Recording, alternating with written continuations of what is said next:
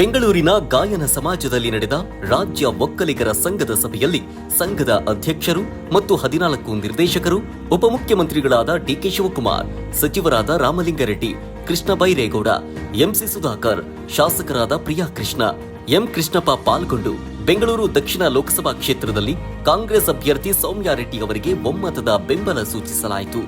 ಇದೇ ಸಮಯದಲ್ಲಿ ಮಾತನಾಡಿದ ಕೃಷ್ಣ ಬೈರೇಗೌಡ ಅವರು, ಸೌಮ್ಯಾ ರೆಡ್ಡಿ ಅಂತ ಬಹಳ ಎಜುಕೇಟೆಡ್, ಬೇರೆ ದೇಶಕ್ಕೆ ಹೋಗಿ ವಿದ್ಯಾಭ್ಯಾಸ ಮಾಡಿ ಇಲ್ಲಿ ಬಂದು MLA ಆಗಿ ಕೆಲಸ ಮಾಡಿ ಯಾರಿಗೂ ಅಂಜದೆ, ಯಾರಿಗೂ ಬಗ್ಗದೆ ಧೈರ್ಯವಾಗಿ ಎಲ್ಲಾ ಸವಾಲುಗಳನ್ನ ಎದುರಿಸ್ತಕ್ಕಂತಹ ಒಂದು ಯೂತ್ ಫೇಸ್, ಎಜುಕೇಟೆಡ್ ಫೇಸ್ ಅಂತ ಸೌಮ್ಯಾ ರೆಡ್ಡಿ ಅಂತ ಅವರು ಕೂಡ ನಮ್ಮಲ್ಲಿ ಬೆಂಚ್ ಸ್ಟ್ರೆಂತ್ ಇದೆ. ಯೂತ್ಸ್ ಶರತ್ ಬಚ್ಚೇಗೌಡರು ಅಂತವರು ಕೂಡ ಅವರು ಇಲ್ಲೇ ಬೆಂಗಳೂರಲ್ಲಿ ಹುಟ್ಟಿ ಬೆಳೆದು ಹೊರದೇಶಕ್ಕೆ ಹೋಗಿ ವಿದ್ಯಾಭ್ಯಾಸ ಮಾಡಿ ಮಾಸ್ಟರ್ಸ್ ಮಾಡಿ ಹೊರದೇಶದಲ್ಲಿ ಕೆಲಸ ಮಾಡಿ ವಾಪಸ್ ಬಂದು ಇವತ್ತು ಅವರಂತ ಯೂತ್ಸ್ ಕೂಡ ನಮ್ಮ ಪಾರ್ಟಿಯಲ್ಲಿದ್ದಾರೆ.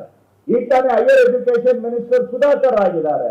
ಈ ತರ ನೀವು ಯಾವ ಲೆವೆಲ್ ರಾಮಲಿಂಗಾರೆಡ್ಡಿ ಆಗ್ಲಿ, ಡಿಕೆ ಶಿವಕುಮಾರ್ ಆಗ್ಲಿ, ಚಲುವರಾಯಸ್ವಾಮಿ ಆಗ್ಲಿ, ಅದಕ್ಕಿಂತ ಕೆಳಗಡೆ ಲೆವೆಲ್ ಹೋಗಿ first time MLA, second time MLA ತಗೊಳ್ಳಿ, ನೆಕ್ಸ್ಟ್ ಲೈನ್ ತಗೊಳ್ಳಿ. ಎಲ್ಲಾ ಲೈನ್ ಅಲ್ಲೂ ಕೂಡ ನಮ್ಮ ಪಾರ್ಟಿಯಲ್ಲಿ ನಮ್ಮ ಸಮಾಜದ ಲೀಡರ್ಶಿಪ್ ಇದೆ.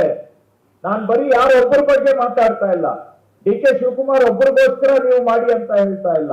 ಎಲ್ಲಾ ಲೆವೆಲ್ ಅಲ್ಲೂ ಕೂಡ ನಮ್ಮ ಪಾರ್ಟಿಯಲ್ಲಿ ನಮ್ಮ ಸಮಾಜದ ಕ್ವಾಲಿಟಿ ಲೀಡರ್ಶಿಪ್ ಇದೆ.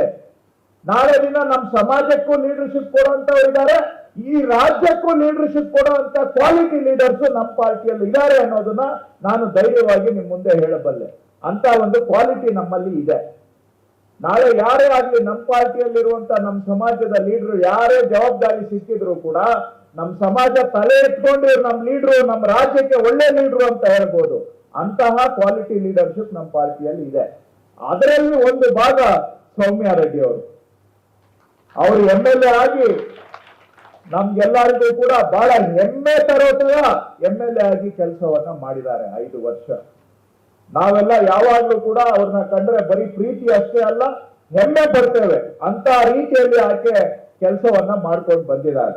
ಇಂಥ ಒಂದು ಸನ್ನಿವೇಶದಲ್ಲಿ ಪಾರ್ಲಿಮೆಂಟ್ ಅಲ್ಲಿ, ದೇಶದಲ್ಲಿ ಏನಾದ್ರೂ ಕರ್ನಾಟಕದ ವಾಯ್ಸ್ ಕೇಳಬೇಕು ಅಂತ ಹೇಳಿದ್ರೆ ನೀವು ಸೌಮ್ಯಾ ರೆಡ್ಡಿ ಅಂತ ಅವರನ್ನ ಗೆಲ್ಲಿಸಿದ್ರೆ ಆಕೆ ಧೈರ್ಯವಾಗಿ ದೇಶದಲ್ಲಿ ಎಲ್ಲೇ ಬೇಕಾದರೂ ನಿಂತ್ಕೊಂಡು ಬೆಂಗಳೂರು ಪರವಾಗಿ, ಕರ್ನಾಟಕದ ಪರವಾಗಿ ಮಾತಾಡುವಷ್ಟು ಧೈರ್ಯನೂ ಇದೆ, ಸ್ಥೈರ್ಯನೂ ಇದೆ, ಹಾಗೂ ವಿದ್ಯಾವಂತರು ಇದ್ದಾರೆ, ಅನುಭವನೂ ಕೂಡ ಇದೆ.